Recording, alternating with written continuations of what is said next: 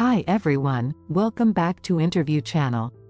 Today, we have an important video for those aspiring to be caregivers in Canada.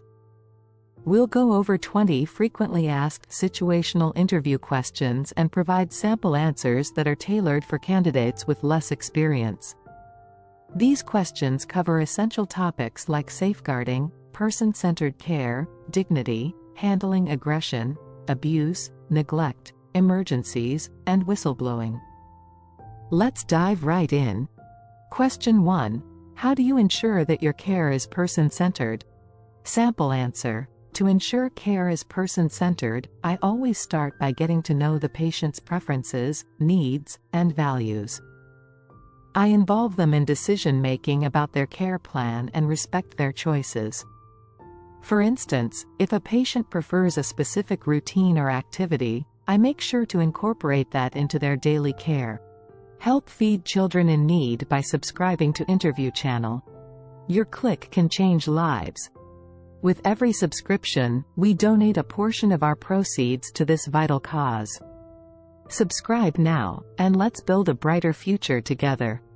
Stay tuned for the second question. Question 2. What steps do you take to maintain a patient's dignity while providing personal care? Sample answer. Maintaining a patient's dignity is paramount. I always explain what I am going to do before starting any care task and ensure privacy by closing doors or curtains. I use respectful language and involve the patient as much as possible in their care activities, allowing them to do what they can independently. Question 3. How would you handle a situation where you suspect a patient is being abused? Sample answer. If I suspect a patient is being abused, I would first ensure the immediate safety of the patient. Then, I would follow the organization's protocol for reporting abuse, which typically involves informing my supervisor and documenting my observations in detail. It's crucial to act quickly and discreetly to protect the patient while ensuring confidentiality. Question 4. How would you handle a situation where a patient becomes aggressive? Sample answer. If a patient becomes aggressive, I would stay calm and speak to them in a soothing voice. I would ensure my safety and that of others by keeping a safe distance and removing any potential hazards. I would try to understand the cause of their aggression and address it, whether it's pain, frustration, or confusion. If the aggression persists, I will follow the organization's protocol for such situations, which might include seeking assistance from colleagues or a supervisor. Question 5. What would you do if you witnessed a colleague mistreating a patient? Sample answer. If I witnessed a colleague mistreating a patient, I would intervene immediately to stop the mistreatment and ensure the patient's safety. I would then report the incident to my supervisor or the designated safeguarding officer, providing a detailed account of what I observed. It's important to follow up to ensure the matter is investigated and appropriate actions are taken. Question 6. How would you respond if you noticed signs of neglect in a patient?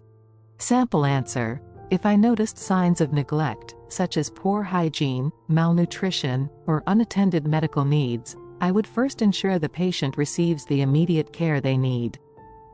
I would then report my concerns to my supervisor, documenting my observations thoroughly. Addressing neglect promptly is crucial to prevent further harm.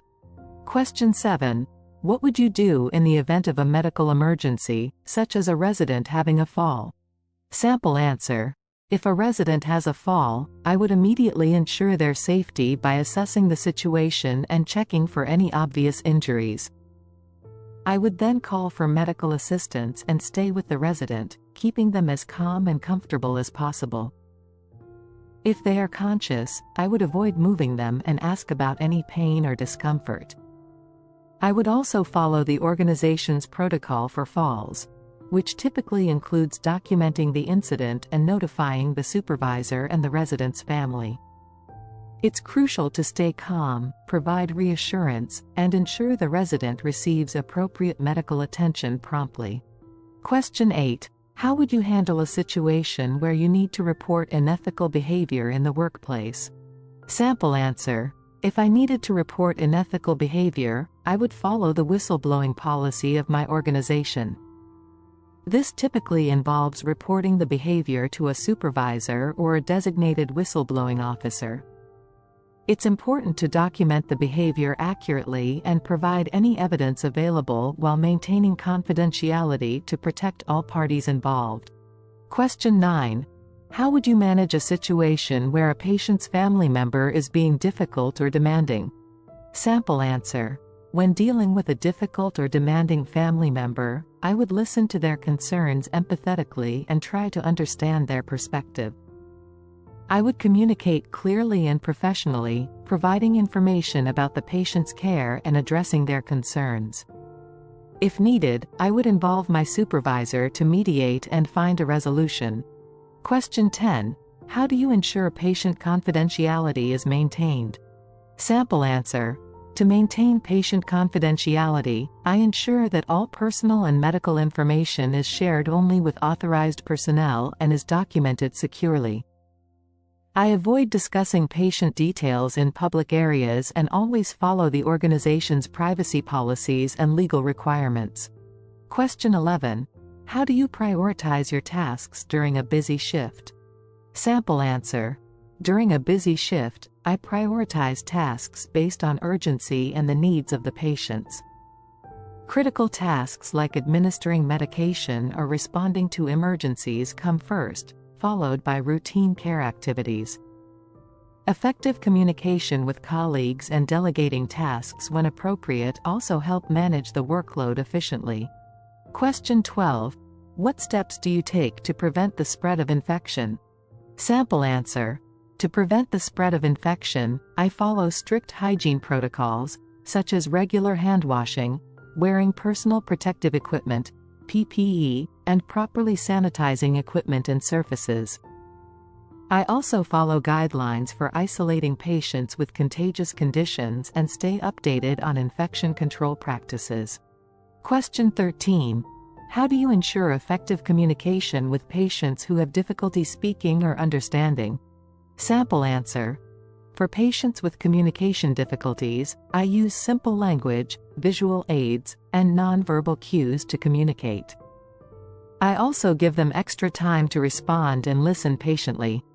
If needed, I collaborate with speech therapists or use communication devices to facilitate better understanding. Question 14. What would you do if you made a mistake while providing care? Sample answer.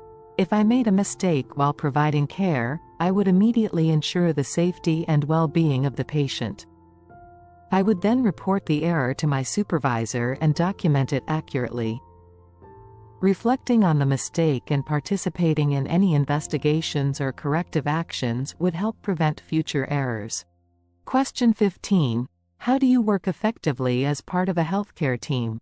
Sample answer. Working effectively as part of a healthcare team involves clear communication, mutual respect, and collaboration. I actively listen to my colleagues, share information, and offer help when needed. Being reliable and supportive ensures that we can provide the best care for our patients.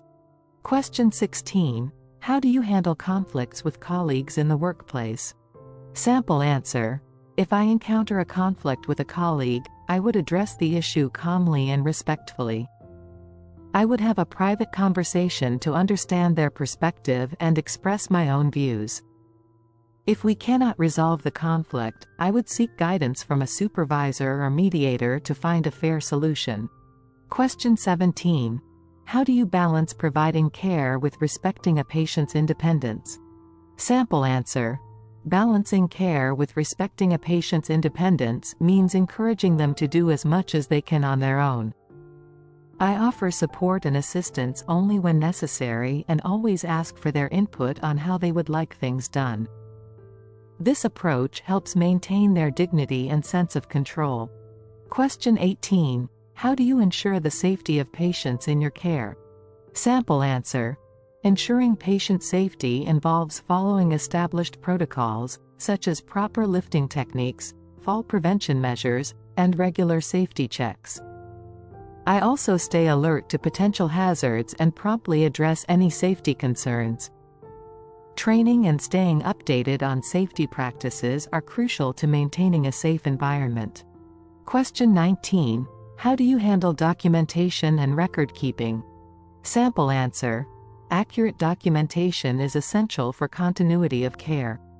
I ensure that all patient information, observations, and care provided are recorded promptly and accurately in the patient's file. I follow the organization's guidelines for confidentiality and data protection when handling records. Question 20. How do you pursue professional development in your caregiving career? Sample answer. Pursuing professional development involves taking advantage of training opportunities, attending workshops, and obtaining relevant certifications. I also stay informed about the latest caregiving practices and research through reading professional journals and participating in online forums and networks. Continuous learning helps me provide high-quality care and advance in my career. If you found this video helpful, don't forget to like, subscribe, and hit the bell icon for more videos like this. Share your thoughts and any additional questions you might have in the comments below.